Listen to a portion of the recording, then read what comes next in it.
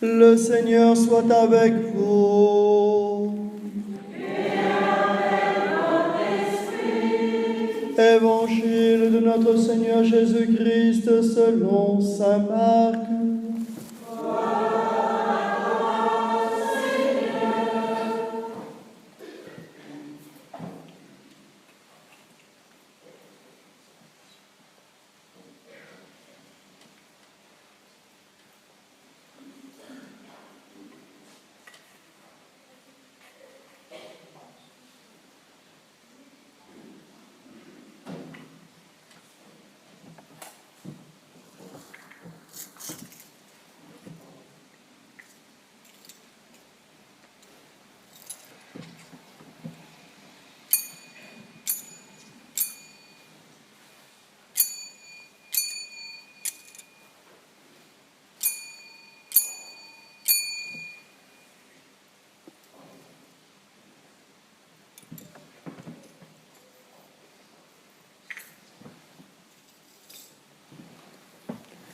Jésus ressuscité dit aux bons apôtres, allez dans le monde entier, proclamez la bonne nouvelle à toute la création.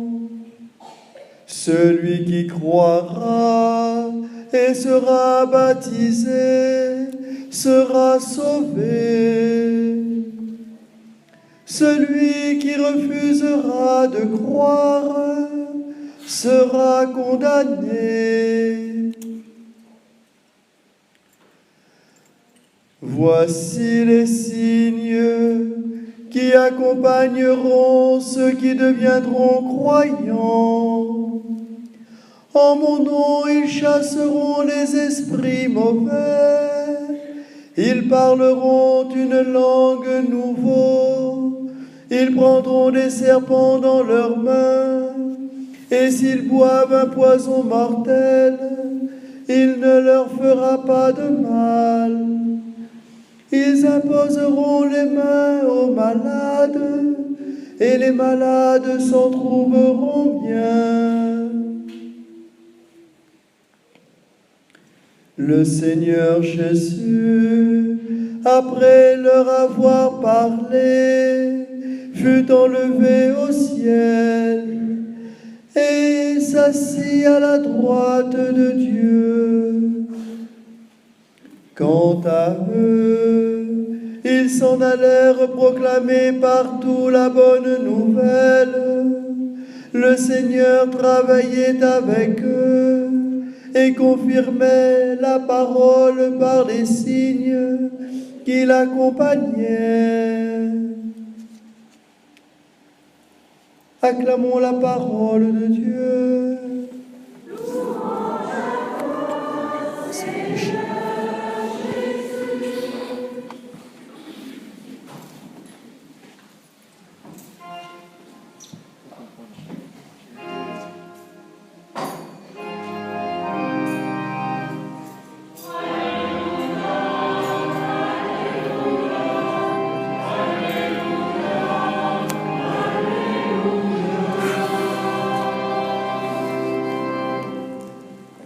Nous pouvons nous asseoir.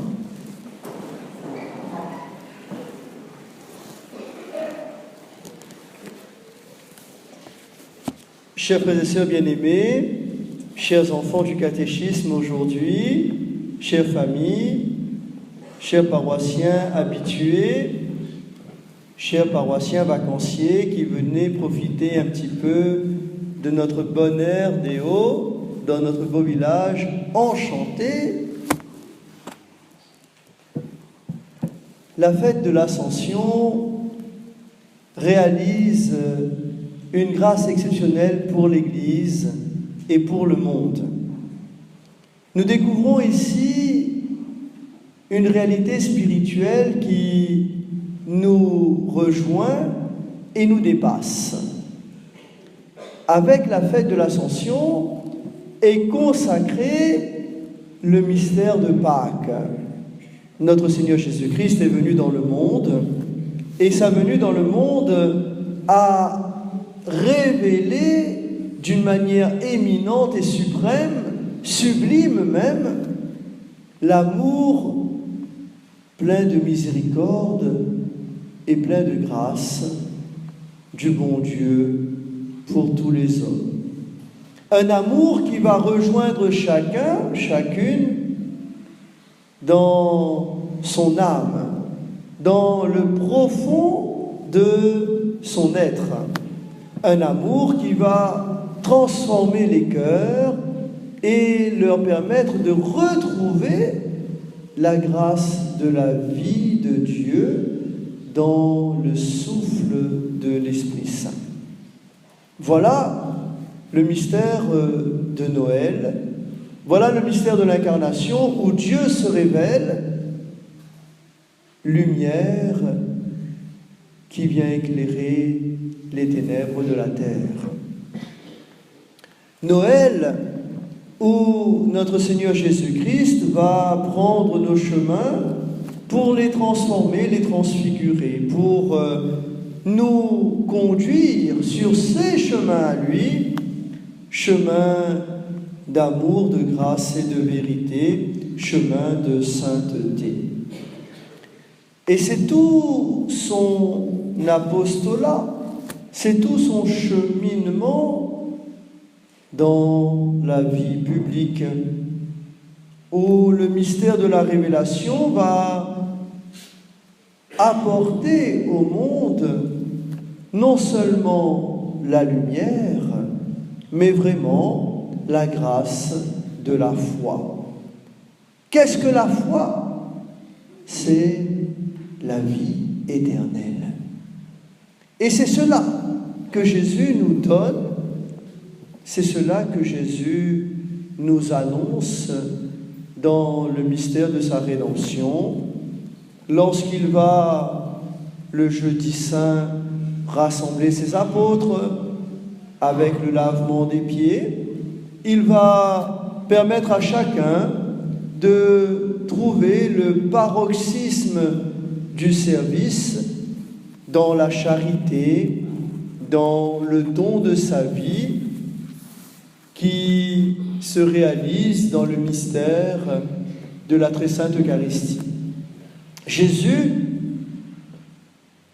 a prêché, Jésus s'est donné parole vivante pour notre vie, et cette parole ne va pas rester lettre morte, cette parole incarnée dans notre chair va la transformer au point de l'habiter, au point de la diviniser en quelque sorte.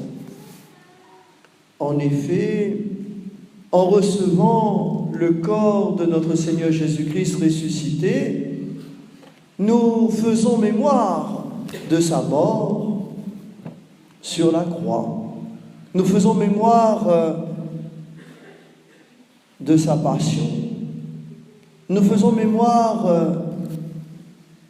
de ce don de sa vie pour que nous ayons la vie en lui, la vie éternelle.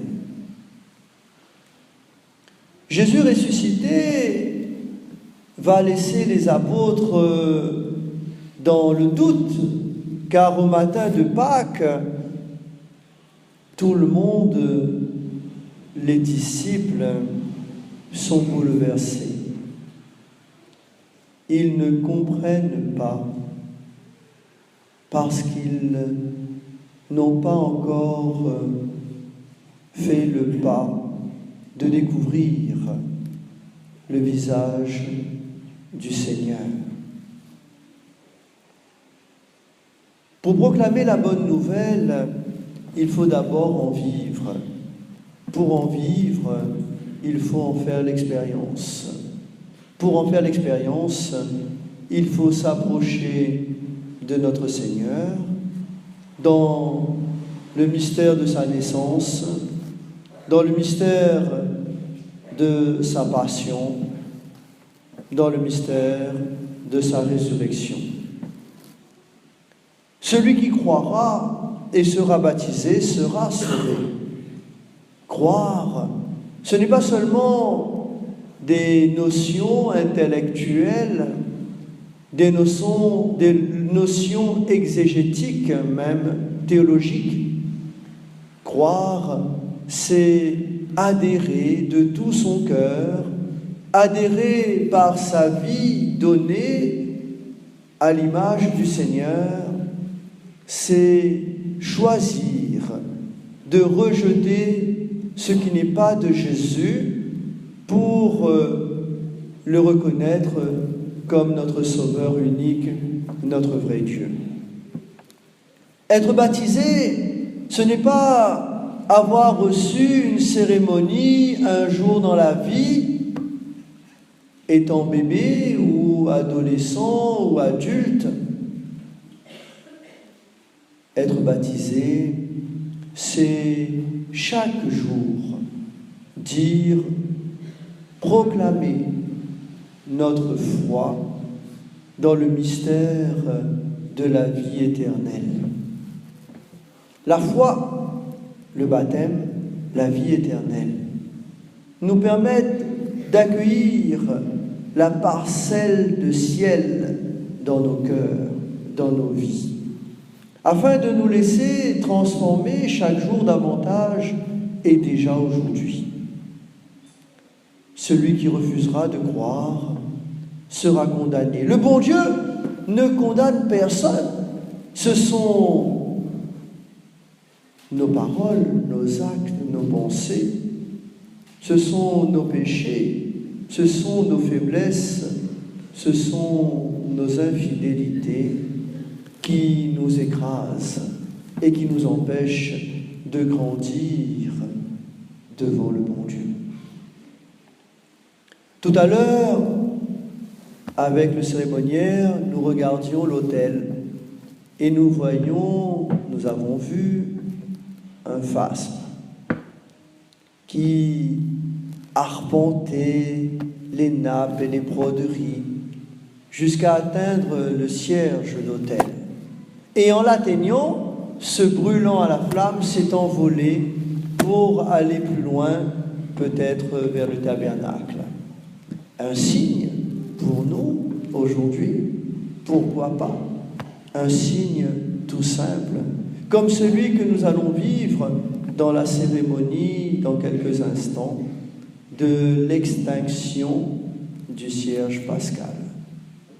Un signe qui nous dit que brûler de l'amour de Dieu nous permet d'aller vers lui et de monter jusqu'aux cieux, dans sa gloire éternelle.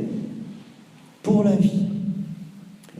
Chers enfants, aujourd'hui, vous êtes dans cette matinée de retraite, de préparation, et vous commencez avec l'Église universelle la neuvaine qui supplie le bon Dieu de nous donner son Saint-Esprit. Neuvaine qui va promptement vous préparer, j'ose le croire et l'espérer, à ce beau sacrement de la foi, sacrement de la confirmation. Qu'est-ce que la confirmation? Comment comprendre la confirmation si on n'accepte pas d'abord le baptême? Comment comprendre la confirmation si nous ne nous laissons pas d'abord renouveler par la grâce de la parole de Dieu? Comment comprendre la confirmation si nous ne prions pas à genoux, à deux genoux, pour supplier le bon Dieu de nous faire grâce, de nous faire don de son Saint-Esprit? Nous voulons, dans le monde contemporain et moderne d'aujourd'hui, nous voulons tout maîtriser, comme on dit, d'une manière simple et rapide, d'un clic, en appuyant sur un bouton. Nous voulons dominer le monde par l'image et le son, le 3D ou le 4D maintenant. Mais comment pourrions-nous dominer le monde si on se laisse dominer par lui?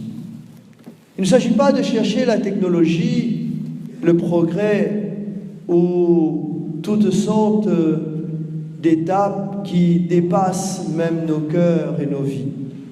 Il ne s'agit pas de courir toujours vers ce qui est de la mode ou de la surmode.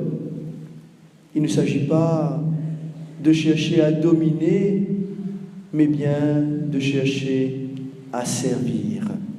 Servir, c'est aimer, aimer comme Jésus nous l'a montré. Servir, c'est aimer jusqu'à donner sa vie, par amour pour ceux que l'on aime. Beaucoup se plaignent aujourd'hui de ne pas être heureux, de ne pas trouver le bonheur. Comment pourrait-on le trouver dans un monde où l'esprit de mort domine tout et tous? Comment trouver le bonheur si ce n'est en Dieu, en notre Seigneur? Chers enfants, avez-vous conscience de ce que vous demandez? Avez-vous conscience de le demander même? Avez-vous conscience de la grâce que le bon Dieu s'apprête à vous donner? Lorsque le prêtre, à la messe de l'Ascension, éteint solennellement le cierge pascal, comme il va le faire sous nos yeux dans quelques instants, nous pourrions, quelque part, être un peu comme les apôtres, dans une certaine tristesse, peut-être mélancolique, dans un certain bouleversement. Mais non, notre foi nous pousse à l'espérance et à la joie, parce que nous savons que le Seigneur ne peut ni se tromper, ni nous tromper. Nous croyons en son amour, en sa miséricorde, nous croyons en lui qui nous donne la vie aujourd'hui. Alors, quand la lumière s'en va, elle demeure présente à nos yeux, à nos cœurs. Quand la lumière s'en va, elle nous promet la descente de l'Esprit Saint, Paraclet, Consolateur. Quand la lumière du cierge pascal s'éteint, c'est pour nous signifier qu'il nous faut ardemment aujourd'hui prier et supplier. Notre Seigneur veut répondre à nos demandes, mais pour cela, encore nous faut-il nous adresser à lui, le supplier et implorer ses bienfaits. Chers enfants, chères familles, chers paroissiens, vous tous chrétiens aujourd'hui, prions notre Seigneur Jésus-Christ de retrouver la gloire de Dieu son Père et notre Père, afin de pouvoir nous donner à profusion les dons de son amour, pour notre paix, pour notre bonheur, pour notre vie. L'Ascension, la Pentecôte, le même mystère de la résurrection qui est parachevé, le même mystère de la résurrection qui nous renforce et qui nous permet d'être fidèles, renforcés, fidèles aimés de Dieu, fidèles appelés à vivre de sa vie éternelle. Chers frères et sœurs bien-aimés, chers enfants du catéchisme aujourd'hui, demandons au Seigneur son Saint-Esprit, au nom du Père et du Fils et du Saint-Esprit.